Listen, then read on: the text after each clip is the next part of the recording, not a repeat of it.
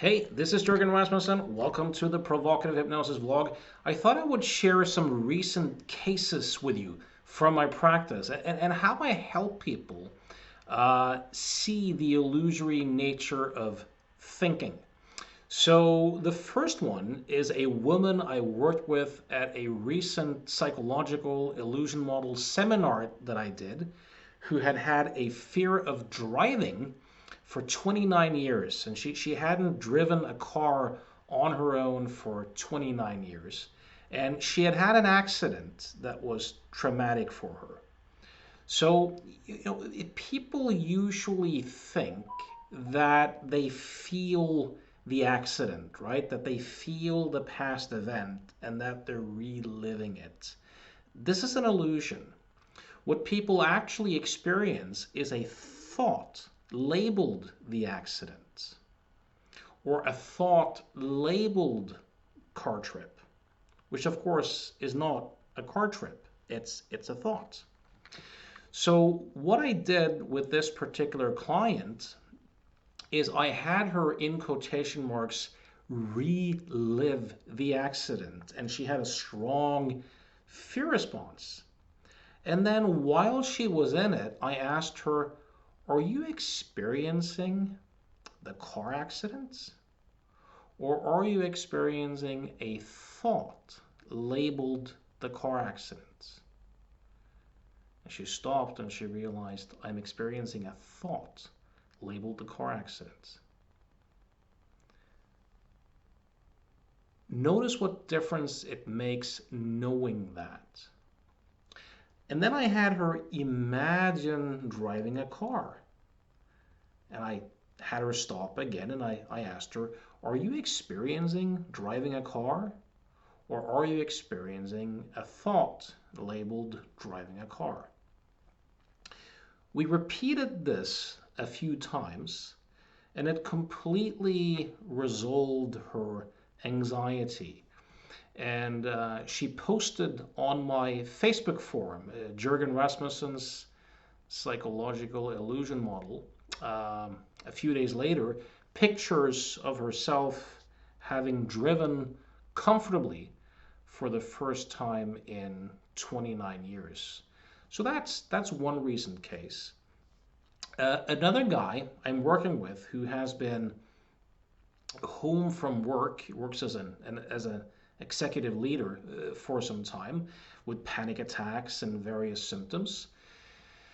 Who's doing a lot better. He's not still not completely done with working, but he's doing a lot better. And a lot of what we've been doing have been similar things. So a while back, he said to me, Jürgen, I'm usually a very social person, but tomorrow on Saturday, I'm going to a handball tournament with my daughter, and it just fills me with dread. So I said, okay, so imagine that it's Saturday and you're at the handball tournament with your daughter, and he was like, oh yeah, oh, that feels really, really bad. And I had him stop.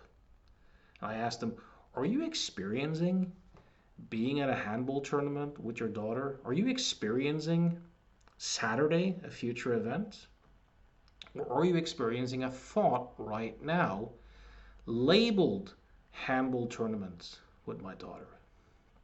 He went, phew, quite different. And then he started talking about how his only relief of the day was to have a glass of wine with his wife at night. So I had him imagine it being night and having a glass of wine with his wife, and he had this immediate relief. And once again, I asked him, are you experiencing having a glass of wine at night with your wife, or are you experiencing a thought labeled glass of wine with my wife? Ooh. And then I had him go back and forth between the thought labeled handball tournament on Saturday and the thought labeled glass of wine with my wife. And I had him experientially explore the nature of thinking. Questions such as, does the wine with wife thought have any solidity to it? Can you physically grab it and put it into a box? Does it weigh anything? Is it permanent? Does it have any objective qualities? And we did the same thing with handball tournament with daughter. And of course, he discovered that they were both made of the same stuff. They were both this modulation of consciousness. And that made a huge difference. I did the exact same thing with another fear of flying client I had recently, who during the first session, I really kind of hammered home the idea that thoughts are unsolvable. You can't fix thoughts because they're non-events. So she went into the airplane, but she kind of got lost in this don't fix your thoughts, don't do anything, and she was extremely stressed. And then after 20 minutes or so, she got so fed up with that she just spontaneously stopped thinking. And the moment she stopped thinking, the entire anxiety response went, just from 1 second till the next. And she had this eureka moment of, now I get what that crazy maniac was saying. It's all thought. The moment the thought stopped, the whole experience stopped. I'm still in the same airplane. And then before she flew home, we had a session where she had been flying to. I said, so, but the next step is to realize the neutrality of thinking itself. It's a bit like the executive guy. He actually asked me, I need your help to neutralize my thoughts and feelings. Can you do that? And I said to him, no, can't do that. But I can help you connect with the fact that the thoughts and feelings are neutral to begin with. And when I say neutral, I just mean that they don't mandate a particular feeling response. So with this particular woman then, I had her imagine being on the plane and the plane crashing. And she had a fear response. And then I had her imagine walking on the beach.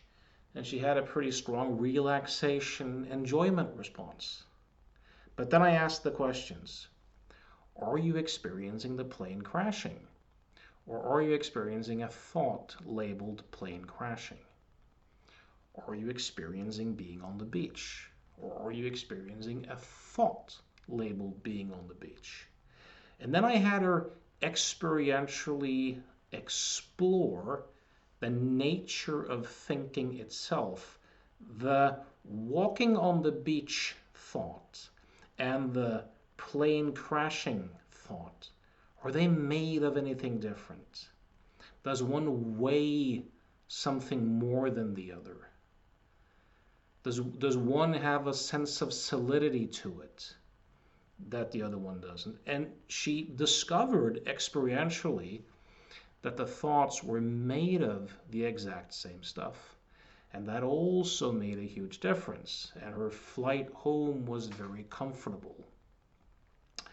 A couple of other recent clients I can mention. Oh, myself, I resolved my own cat allergy. So if you want some info on how I did that, just search my YouTube channel, how I resolved my cat allergy video, and you'll see it. I worked with a woman for extreme jealousy, and I helped her the same way that I helped these other folks.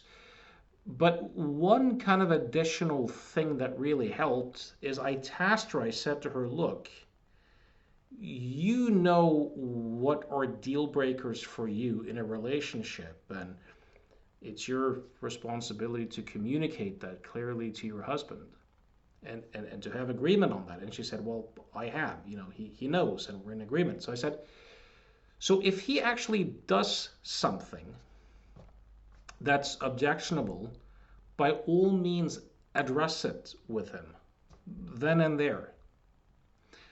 But if it's your thinking, don't address it with him, because you can't solve a thought.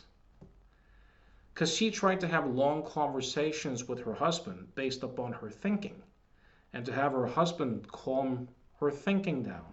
But this just reinforces an illusion. So I tasked her with only problem solving if she saw specific behaviors that were objectionable, but not to do it in the case of thinking. A final one is a guy with a cocaine habit that I'm working with. And this guy has not kicked the habit yet. But so we're in the process of working.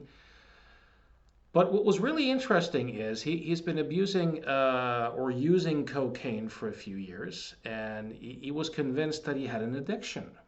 But as I explored this with him, I discovered that a couple of years ago he went 7 months without any cocaine whatsoever. And I asked him, what was that like? And he said, it was great. I had no urges. I had no, because I knew I didn't have access to it. Because his dealer wasn't around. He's also a businessman who's keeping this a secret from his wife and all sorts of stuff. I said to him, but look, if you had diabetes 1, you need insulin, otherwise you're going to die.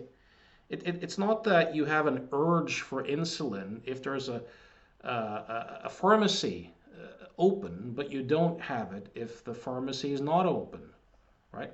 So if you can go 7 months without an urge because your dealer is not around, you're not addicted to anything. You just think you are. So he said, oh yeah, it's just whether I have access or not. But access is a thought. Access is a thought. So after the session, he went on a little mini vacation to a place where he didn't have access, and he was completely fine. And then he slipped up a bit when he came home. So we had a session where I essentially asked him to, anytime he got the thought or the feeling to do it, to just kind of observe, write down, what do I think I'm going to get out of snorting coke?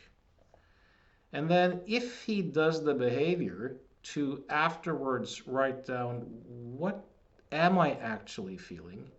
And to also do that the following morning, to get his brain the chance to kind of see the investment and the return.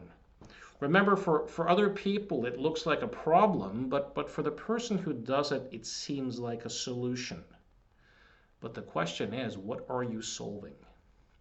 So it'll be interesting to see how we proceed with that. Anyways, these are just some recent cases of how I apply this whole psychological illusion model. I want to give you a heads up that I'm doing a webinar on the 19th at 7 p.m. UK time. It's a webinar titled When Clients Don't Change. So if you're interested in that, go to provocativehypnosis.com, go to the seminar page, and you'll find the information. I also want to let you know that I'm doing a seminar that's going to be every week online for 7 weeks, titled When Clients Don't Change. It's about what to do when clients don't change, how to troubleshoot, how to work with clients who seem difficult or impossible. So if you're interested in exploring that, take a look at provocativehypnosis.com and the seminar page. It's dynamite stuff. It's stuff that no one else, as far as I know, teaches. Also, if you want to book sessions with me, you can reach me at provocativehypnosis.com. If you have any comments or questions to this particular video, please leave it where you find the video. Thanks for listening. I hope this was useful.